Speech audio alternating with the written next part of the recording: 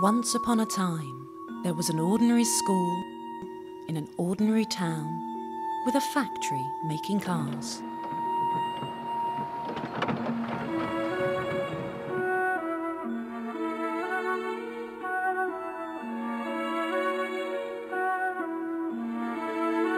One day, a teacher showed her pupils an extraordinary car from the factory. And the children wrote some extraordinary stories. Sparkle made me look down and the keys were standing on the floor. I picked up the keys and opened the door and peered in. The car was smiling, waiting for me to drive it. The car was black and the seats were low. Suddenly the car door shut tight, and at that moment the engine magically started running.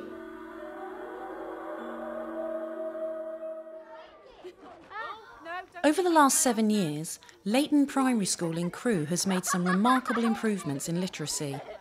Almost all Key Stage 2 pupils now leave the school with a level 4+ in English, but attainment figures used to be very different. Leighton is on the outskirts of Crewe, just 5 minutes down the road from Bentley Motors. With improved housing and development, the school catchment area has been changing, but there's still distinct disadvantage in parts, and around 18% of children receive free school meals. Yet staff at the local school have shown a determination to improve results for all pupils. Embedding literacy practice within the school has been quite a challenge, because originally when you looked at the school, say 10 years ago, we were only looking at the achievement of 26% level 4+. So we had quite a long way to go. The journey towards raising literacy achievement has involved a commitment on the part of all staff to quality first teaching. A shared vision and consistency of message are reaping rewards. The story begins with teachers and learners themselves. Today, a representative from Bentley Motors has been invited to talk to Year 3 pupils about car design. Got the 4-door version. Teaching staff want to root the children's appreciation of literacy in the reality of their own world. Have you got any family that work at Bentley? Yes? My granddad used to work there. Okay, was that quite a long time ago? A lot of the children's parents and grandparents, uncles and so forth work in the factory, and so it's something that they're very aware of. And today they've learnt a lot of the language about the workplace. I've just got a picture here of the Continental GTC, the convertible that I've shown you. That was his original drawing of how he thought that car would look. So there's another picture of his car. So you see, he knew exactly how he wanted it to look, so he then had to make it into clay so he could actually get the feel and the look of the car right. We then decided to use this inspiration to feed into our literacy. During the summer term, we do adventure stories, and so it fed in really nicely. What we're going to do is we're going to write a story now. We're going to make up, it's going to be a piece of fiction writing, so it's not real, so you can have any car that you want. And what we're going to first of all do is we're going to set the scene in our story. So you're going to have to tell me where it's happening and why you're there. Okay, Kimberly, have you got an idea? Travel back in time 40 years ago when the World Cup got stolen. Brilliant idea. I want you to kind of think about seeing a car for the first time.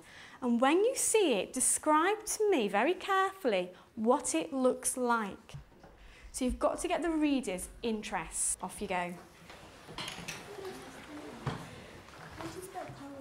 Karen has given Year 3 specific lesson objectives to include language features such as simile and personification.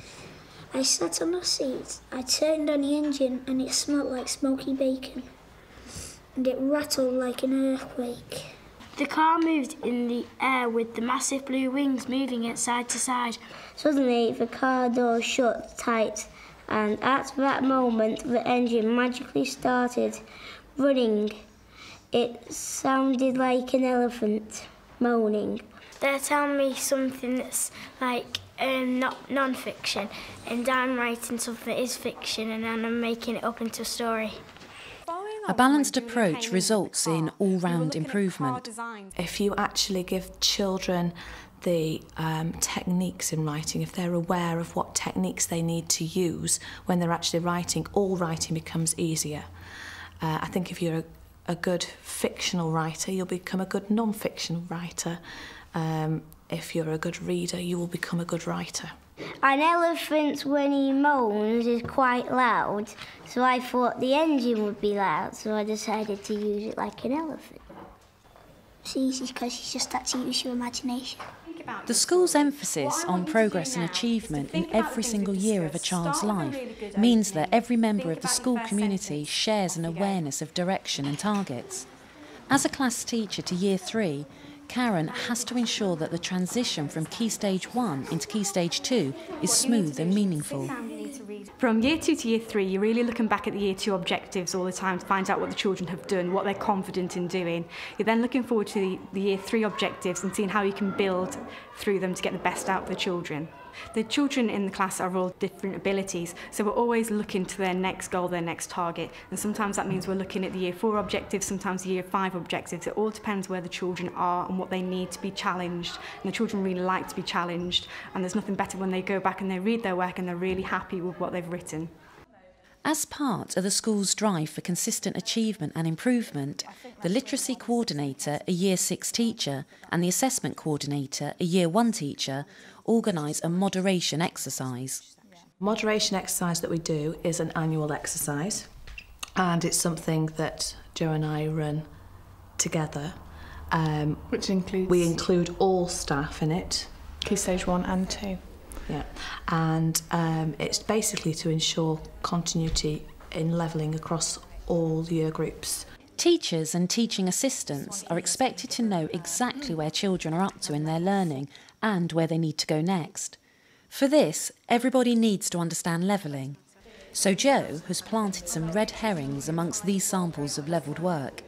Staff have to spot these discrepancies. Does it create any suspense? Yeah. Yeah. Quite a nice ending.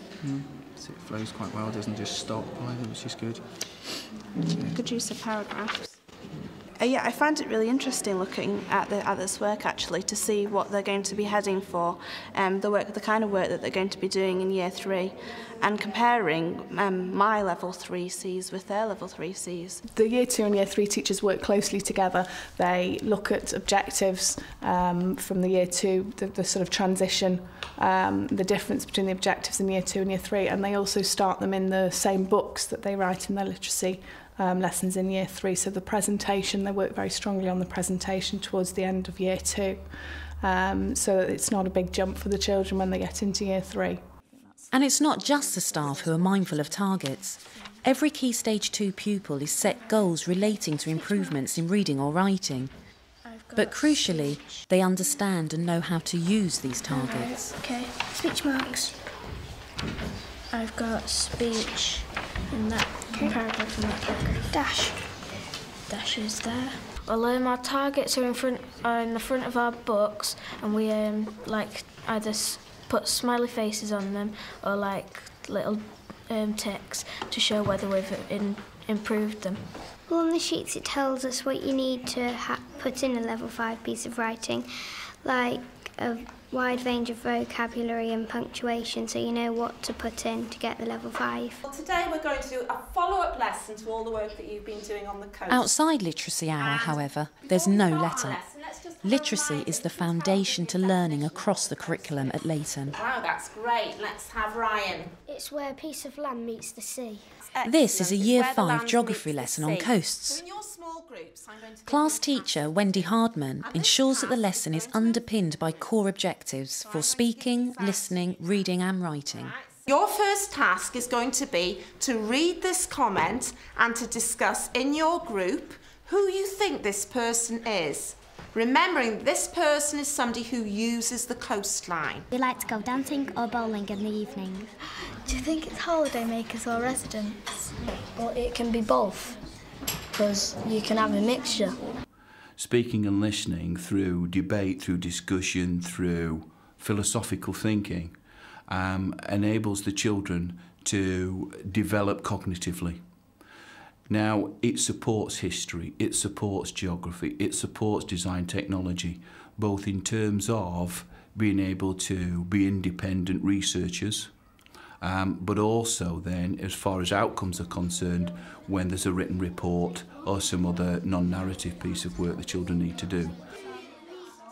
What do you think we should put? We've already got car park near the seaside, clean beach and activities throughout the day. I think we should relax on one. Yeah, like some... relax, like sunbathing. Like a quiet beach. Yeah. I think it's been my experience in the past that children do the best literacy work when they are really interested and excited, and also when they've had the chance to do lots of research and had the time to find out the facts for themselves, which they can then use in their writing. Having discussed coastal issues from different perspectives, Year 5 is now considering a proposed development in the coastal town of Llandudno. So, Ty, what sort of views do the day trippers have about this development? Well, a bad thing about it is if it's quite big, if it's going to be quite big, well, it looks like it on the pictures. It could knock down quite a few houses at the... and it could wreck the wildlife habitats. I find this particular class I'm teaching at the moment are really excited by language.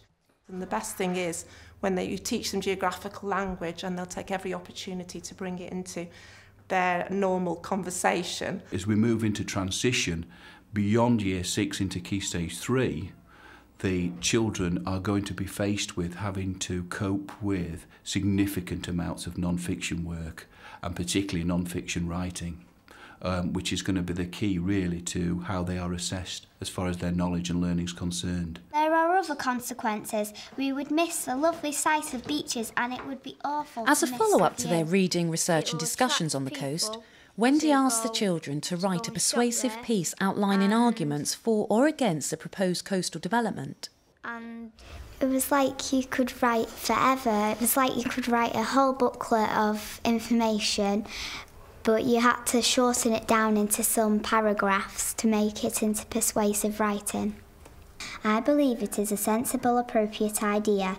I think it is a good idea because all retired people can all go to the new development and have help with their shopping and transport. Residents will recommend this development because instead of sitting in all night watching TV, the whole family can go out. This will benefit the builders because they will have more things to build. They will get more money, they will love it. Sustained progress means challenge for children of every age and every ability. It's been hard in Year 5 because we've had more work and more hard work to do. And I think it'll be good when we go into Year 6 because our teachers prepared us for it.